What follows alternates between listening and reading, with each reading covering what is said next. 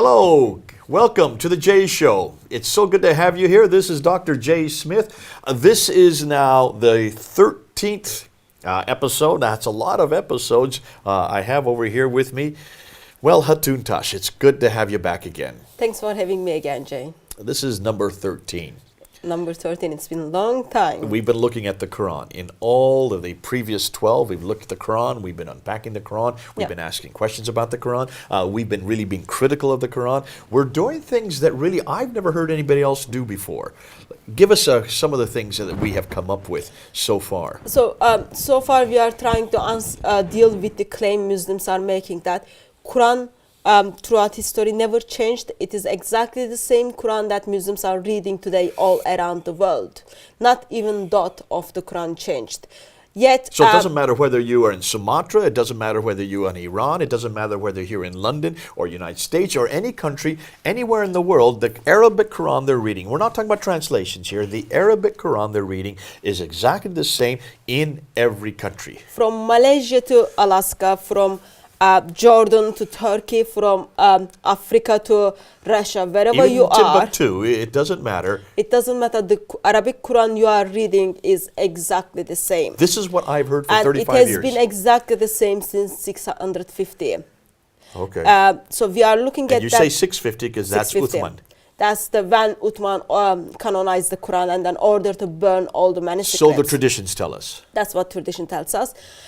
Yet in 2017, in somehow God has been gracious to us. We've got 26 different Arabic Qurans from the Hafs Quran. Hafs Quran is the Quran which has difference been from the Hafs Quran. It means difference from this Quran that we we've have got right 26, here. This red one here. Yes, that's the Hafs Quran. Yes, that's the canonized Quran that we use in the world today. That's the one that we use here in Britain, and that's the one I've grown up with. But you're saying that there are 26 other ones different than that. Yes, 26 other than 26 different Arabic Qurans other than Hafs Quran. In the Arabic text, not in the English text. Yes, we are talking about the Arabic scripture because we are aware that Muslims don't take the translations of the Quran as the Quran. We are looking at the Arabic writings and then we are comparing the Arabic writings. So we've got 26 different Arabic Qurans. We sat down and then we looked at the variations to hoping to find 10 or 20 variations from one Quran to another Quran. Yet we came up 45,339 variations from one Quran to other Quran. Ooh, it boggles the mind. It just boggles the mind. We didn't have chance to look all the 26 Qurans. So You've we looked at only 23 of them, haven't you? 23 or 24. And that's where you found that 45,000 already. And you found quite a few more just a few weeks ago. You found over 1,300 just within a week's period. You're still going to keep working on it. I hope you continue to do so. We'll probably have to do another series of these in about a year or two. And by that time, it'll maybe have doubled the number you have found. Actually, I'm hoping by that time, soon after Muslims watch this episode, they will able to prepare a critical edition of the Quran for us, that we can just do the work, that we can just go through the work they have done for us. Okay. I don't think it should be Christians' job to look at the Arabic Qurans and then see how they messed up. So we are hoping that very soon Muslims will produce critical version of the Quran and then we can look at that Quran. And the only reason you have done this, Hatun, is because of the claims you're hearing all the time. Yeah. You've heard these claims. I've been hearing them for 35 years. I've always been told, I'm sure everybody watching has been told the same thing. Muslims have always told us that every Arabic Quran, every time someone memorizes the Quran, doesn't matter whether in Timbuktu or in Bombay, they always memorize it the same way. It is exactly the same Quran. Word for word, surah for surah, ayah for ayah, letter for letter. Dot for dot.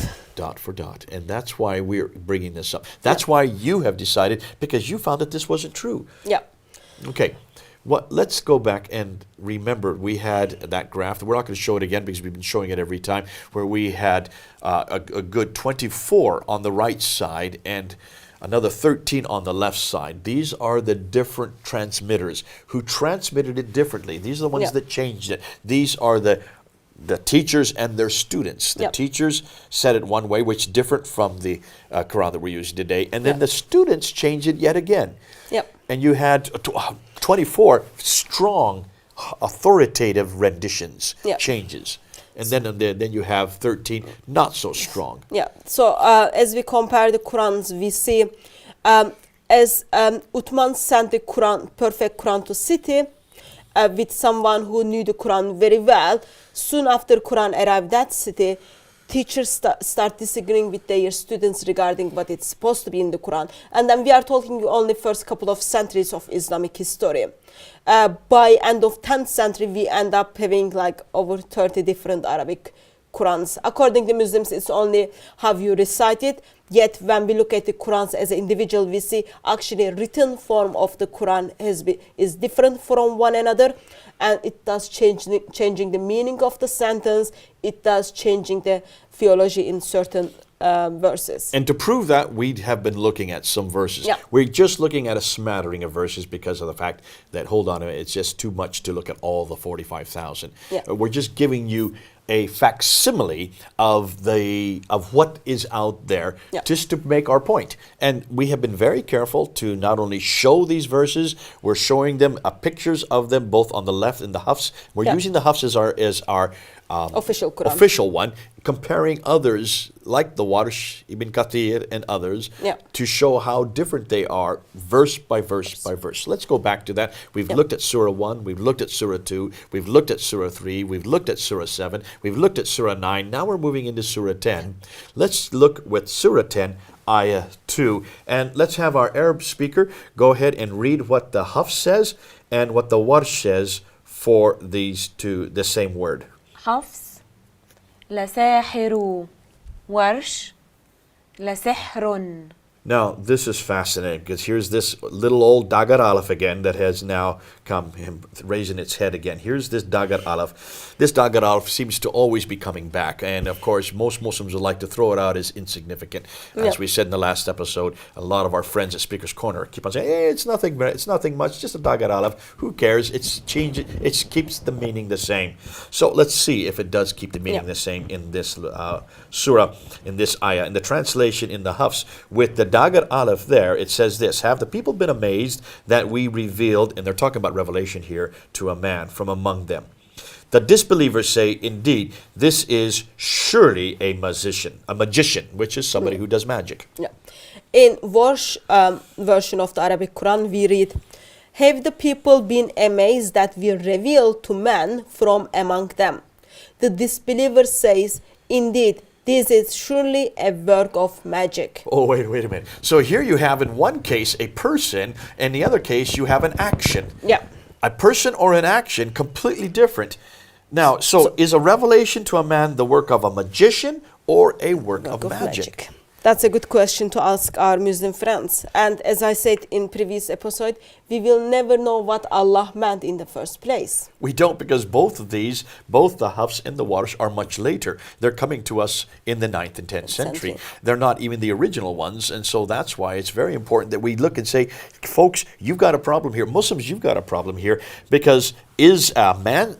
If this concerns a man or does this concern an action? By putting the Dagar Aleph there or taking it away, it changes the meaning Are we significantly. talking about the magician or are we talking about the magic? So there are two different things. Even I'm not English speaker, even I am aware there are two different things. There you go. Let's go to the next verse. And this is Surah 15. We're going to jump to Surah 15. We're going to skip 11, 12, and 13. There are so many there, but we just want to get the best that we can show to give an idea of what we're about. Yeah. And let's look at the Hafs and the Warsh again, and let's look and see what this does to the words there, having our Arabic speaker do this at this time. حفص ننزل ورش تنزل. Okay, here you have not only a diacritical difference, you also have a vowelization difference. So if you look at the Hafs, you see the nun with one dot above the letter and a dhamma above it. So there's not only the dot is singular and the dhamma there. When we look over to the Warsh, it is two dots above the letter, and that makes it a ta with a fatta, not a dhamma. So you have a vowelization that is different, which then changes also. In the case of the Hafs, it then has a Z. It has to go down to a kasra, whereas in the Warsh, it stays as a fatta. So you can see this changes it completely. And look at how it changes the translation of it by changing not only the vowelization, but the diacritical marks. The translation in the Hafs is, we do not send down the angels except with truth, and the disbelievers would not then be reprieved. in version of the Arabic Quran tells us the angels do not descend except with truth, and disbelievers would not then be reprieved. Well, that's fascinating. So really here you have a problem of who's doing the action here. Yeah. Does Allah send down the angels, or do the angels descend of their own accord?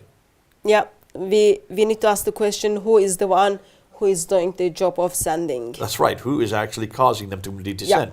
God or angels. So if you take out a vowel and put another vowel in this case you take out the dhamma and put in a fatha, you're going to change, and you put the 1 dot to 2 dots, you're going to change not only the context, you're going to change the tense, you're going to change the action. Fascinating how something as insignificant as that does change the meaning. And as we talk about the angels, we are aware that Islamic tradition a bit messed up with the angels. We don't know actually who are those angels, what are those angels. So I think it's fair to ask the question, how those angels are descending, who is sending them, or are they using their own will to come down, or what's happening? Hatun, you're bringing this up from what we just did this last Sunday at Speaker's Corner, which is now on video. You can go see it in our Fander films.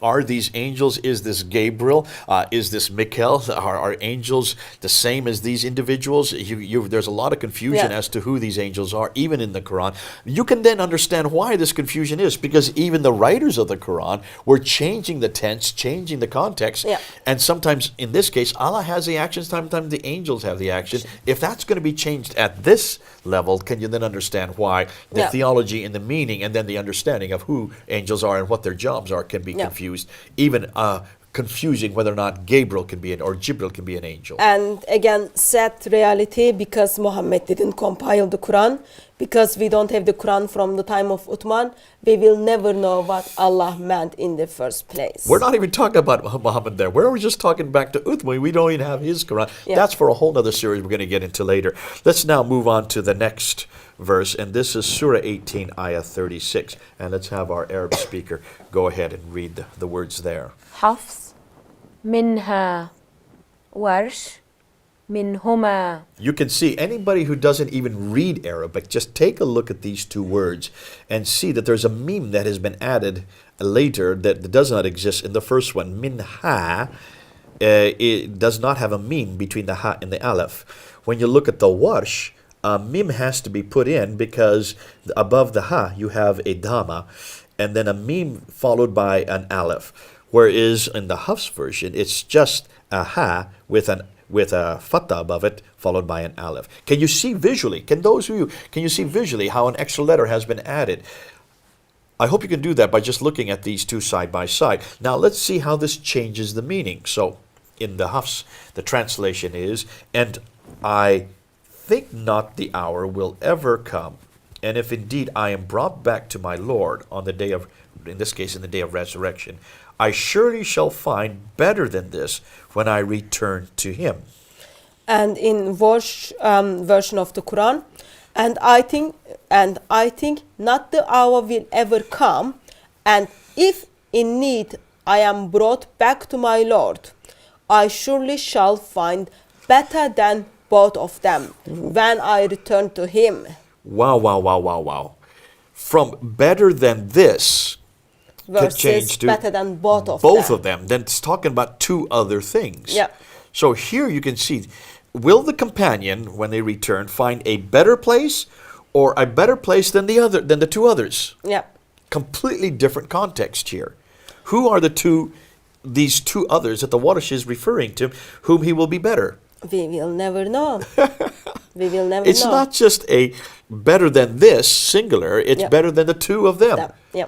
Plural, or dual in this case. So here you can see by taking, in this case, taking out the fatha and adding a dhamma, which then requires a mim to be added to it, it becomes dual. Warsh has really changed what the Hafs was saying. Which came first, we don't know, because they were both being created in the 8th and 9th and 10th century. But can you see why we're bringing this up? Yeah. Visually, you can see the difference. The context changes, the theology changes, and of course, then you really wonder which is the real one. Which was the one that was really sent down to Muhammad? Well, obviously, I would suggest neither. We will never know.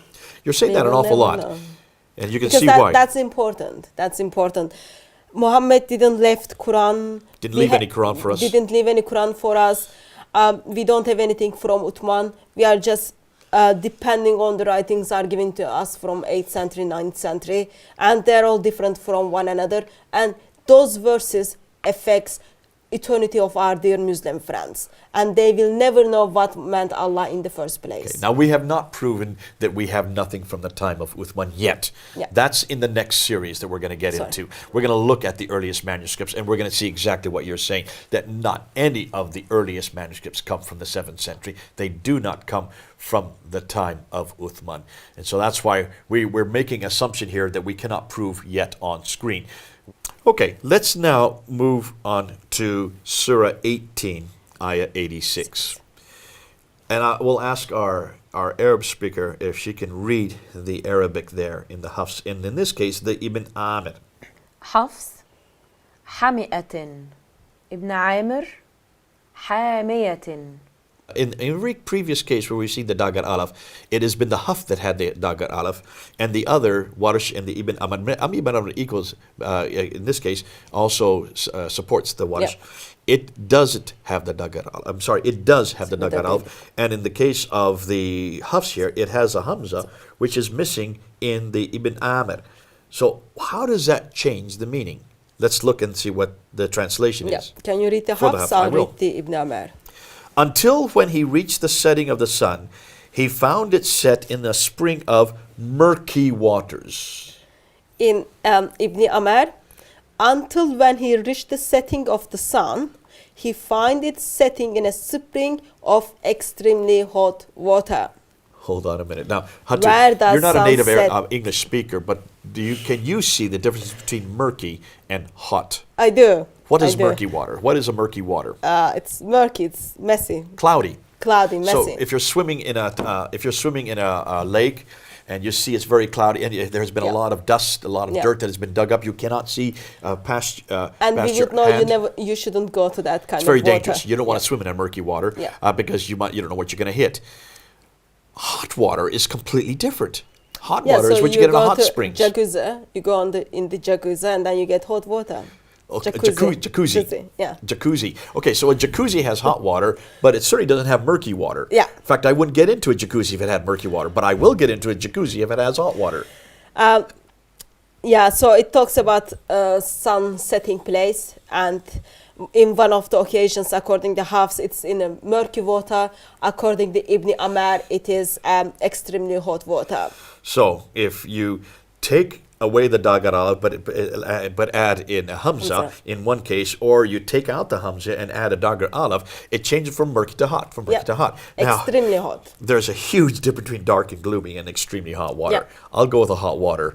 I wouldn't go with the murky water. One's more healthy than the other. As you say, jacuzzis are fun to be in, providing it's not too hot. Fascinating, isn't it? Because this changes the context. It changes what is happening. This is the story. You know the story of. This is the story of Dual Karnain. Yeah, where Dual they find Karnain. the sun setting place. Or Alexander the Great in Surah 18. And he's looking and he sees the sun setting in murky water or in extremely hot water.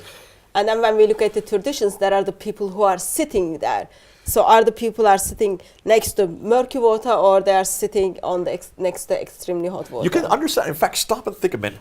Hold on a minute and see. Why would you change it from murky to extremely hot? Well, scientifically thinking, if you're scientists in that time of the year, in the 9th century, you don't understand anything about the distance of the sun, and you're watching the sun set. You're on the beach. And you're watching the sun set, and you think, well, wait, wherever the sun is, it would then heat the water because you're thinking the sun setting in the water. So somebody's sitting there looking at this, say, wait a minute, it must be murky. It can't be murky because the water I'm looking at, it could be at a lake or maybe it's on the seaside. It's not murky where they're sitting. Maybe it's better if we change this to hot because the sunset would steam the water up, would make it hot. And that's why even thinking it through, they probably changed it to try to make it more correct.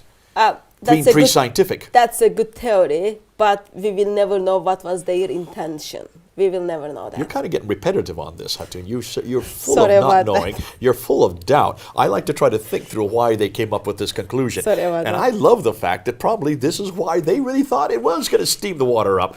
But you do not do that to the Arabic text, and you certainly not do that to the Word of God. Yeah.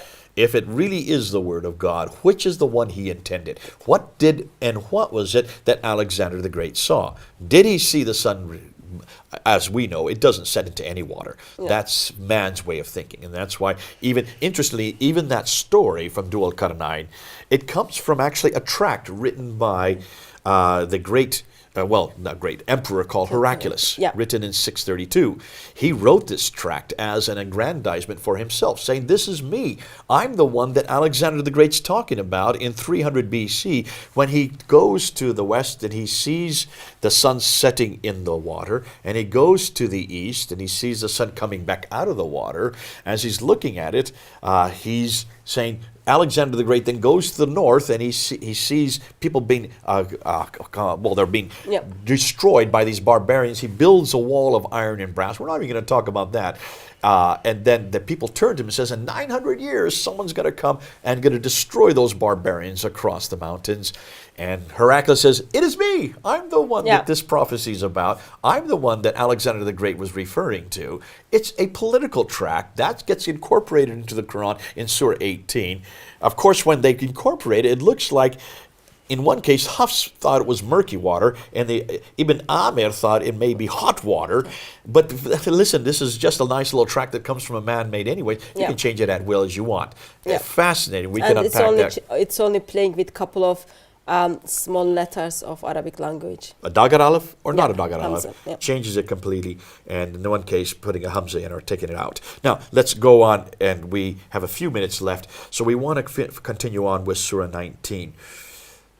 Verse 77, let's have our Arabic reader then read the two words there. حفص ولدا خلف ولدا. So let's take a look at this. On the Hafs side, waladan, and you have a fatha above the letter waw. Yeah. And on the Khalaf side, you have a dhamma above the waw, which makes it wuldan versus waladan. Yeah. And of course, if you have a wala, you have also a fatha above the lam. But in the Khalaf side, you have a hamza, a sukun, sorry.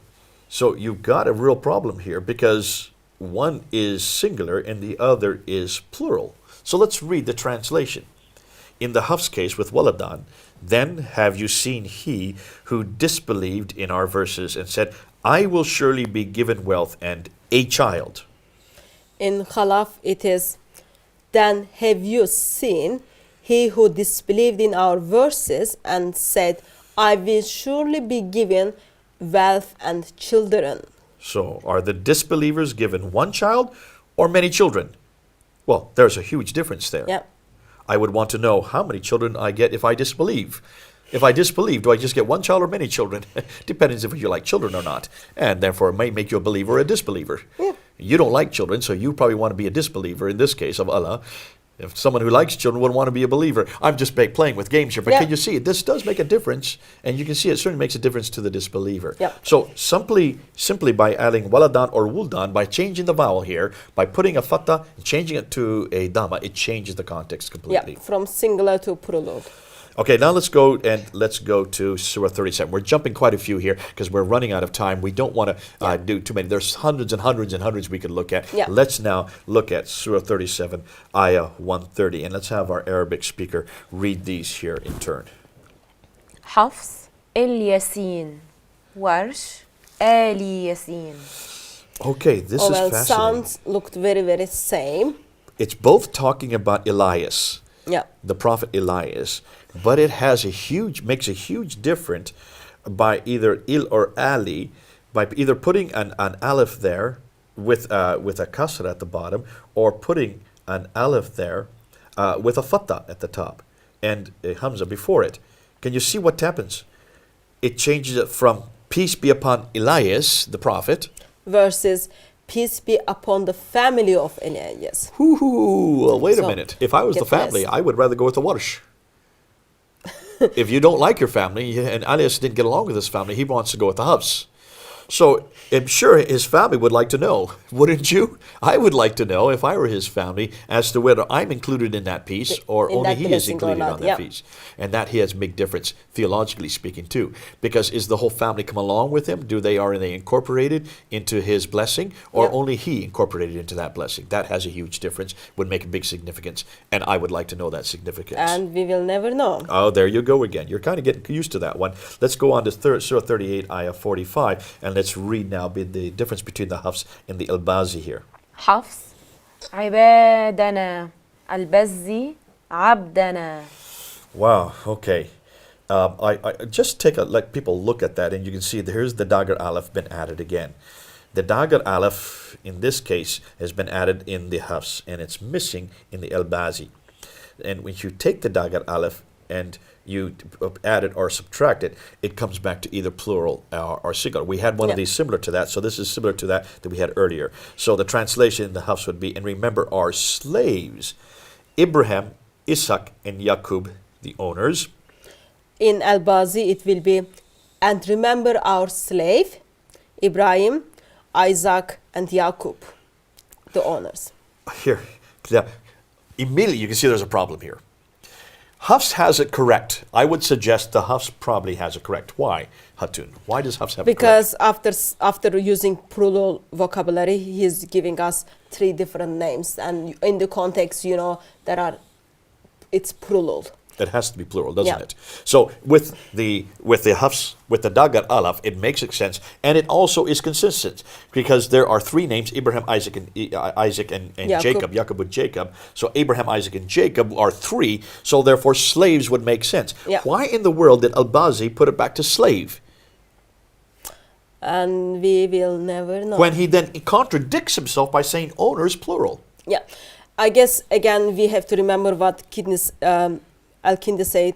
Quran cannot be word of God because it has very, very poor Arabic, and we see from Al-Bazi's writings, yes. We're going to pick up and we're going to have one more segment, and we're going to introduce 5 more examples before we wrap the whole thing up. But Yeah. can you see what we've done here just by looking at these, going up through and including Surah 38, Ayah 45? Obviously, there's a problem here. These are difficulties you can't just slough away. You can't just walk away. Muslims, be careful. These are things that you need to deal with. We're bringing this up here because we have heard over and over again that your Quran is perfect. It's inimitable. I love that word. You use it all the time. It has no error. It has no contradiction. It has no historical anachronisms. Everything you see in that Quran, you believe, is on those eternal tablets that exist in heaven, that were revealed to Muhammad over a 22-year period from 610 to 632, and that were compiled completely at the time of Uthman, and that it's never changed. Nothing has changed. You really do believe that everything you're looking at is exactly as it has been. We're showing you now that this is not the case. This is difficult, I know, and many of you are going to get upset, and many of you are going to try to ask your scholars. You're going to go to your imams and say, is this true? What Hatun has found. Is this true? Listen, don't trust us. We could be lying. Don't think that what we're saying in here is the end of it. You go and you look at these Qurans. You look at these slides. Pull them down. You do a comparison between one picture and the other picture. Look at the words within them. Look at, we didn't write this. This is not our writing. Hatun did not waste her time doing this. All she did was collect them. You now look at it and you come to a conclusion and realize that everything we're pointing to proves that this is nothing more than a man-made book. God bless you. It's good to be able to talk to you. This is the end of the 13th segment. We have one more to go where we're going to wrap it up and show you some really devastating material, and then we're going to come to conclusions and let you come to your conclusions. This is Jay, then, over and out here in London.